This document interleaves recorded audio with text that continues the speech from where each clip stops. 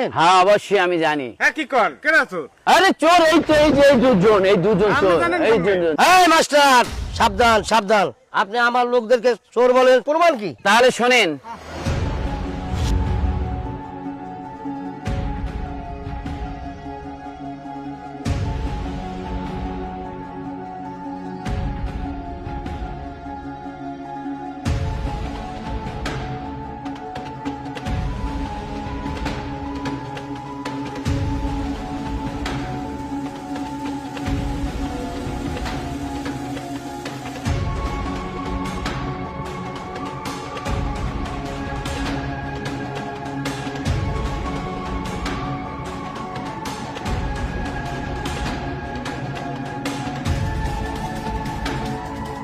Chairman সাহেব, এই যে নিরীহ ব্যক্তি, অসহায় ব্যক্তি, যার পৃথিবীতে কিছু নেই, সে বোবা, তাকে আপনি দোষী সাব্যস্ত করলেন আজকে। এটা কি করলেন? এটা তো ঠিক করেননি আপনি।